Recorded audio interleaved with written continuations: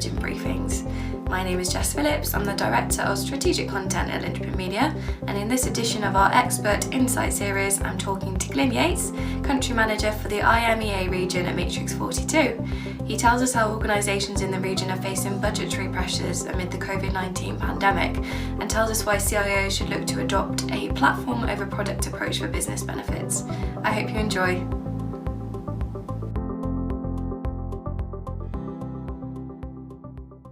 We are living in unusual times. I think that's the most used phrase on social media at the moment.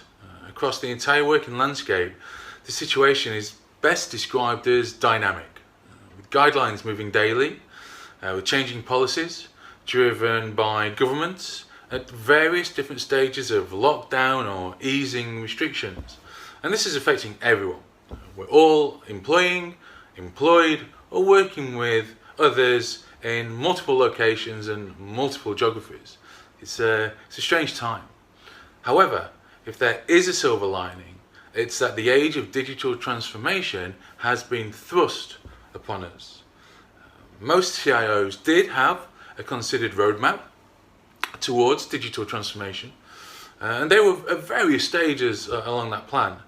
However, that plan has been thrown out of the window. In March came, and transformation deadlines were not planned, they were brought forward to today. Plus, the added challenge of a more distributed workforce, with employees working anywhere and everywhere from their own devices. Difficult, to say the least.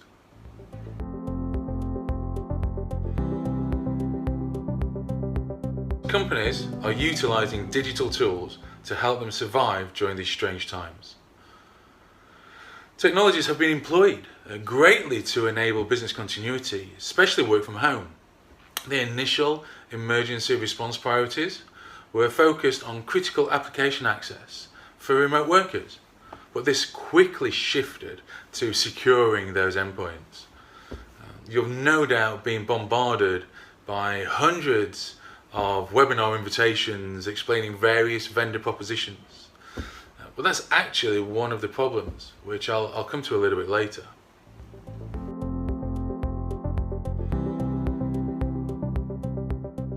COVID-19 is obviously placing pressures on budgets in the region. The global economic downturn of COVID-19 is unprecedented, and recovery will take years. If we look at the Middle East alone, some key sectors of oil and gas, obviously, but aviation, retail, hospitality and leisure, they've been impacted tremendously. Budgets have been reallocated and squeezed across all business.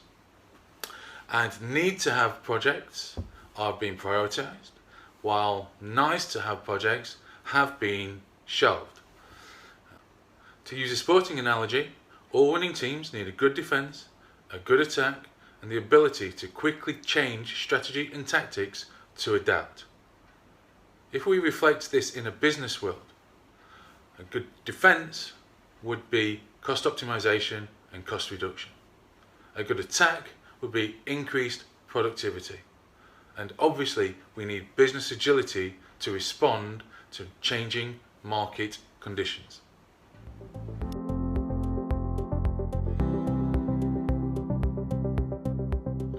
We are seeing the journey through distinct stages of COVID-19 response and post-COVID-19 reality.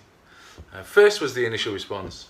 We've discussed remote working and work from home, and all organisations rose to this challenge. Then came the need to secure those endpoints, protecting employee and business alike, along with maintaining compliance. Now, most have secured, and some organisations are still working through meeting the compliance requirements. But now we're in the distinct third stage, and that is cost optimisation and reduction, both in CapEx and OpEx. We're in a time where we need to increase productivity in the front office and the back office while increasing agility. The pressures on the CIO are raised. However, the CIO is now in a great position to look at the big picture and not take silo decisions on individual requirements, and be supported fully by the business like never before.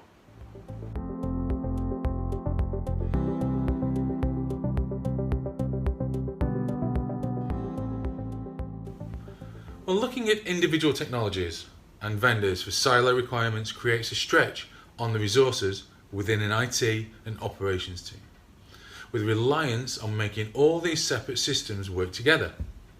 By simplifying and consolidating technologies, the internal efficiencies are amplified by each technology brought under a single vendor umbrella.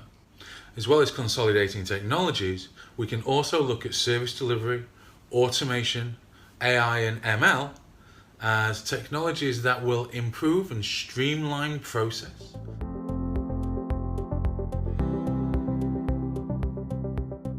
Well, a product is simply that, a point-in-time silo solution that requires interoperability and integration with multiple other systems and applications to deliver seamless business value.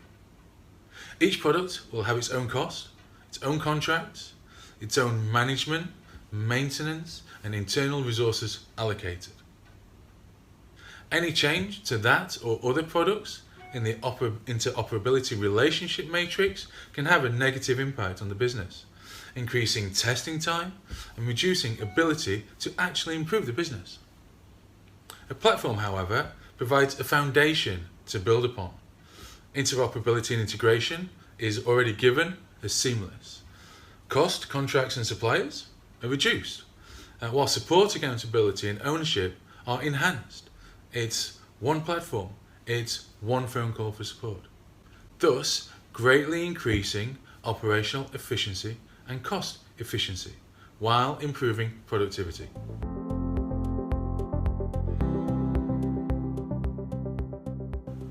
So, there are a number of ways that CIOs can transition to this platform strategy, but the most successful that I know is to start with a blank piece of paper.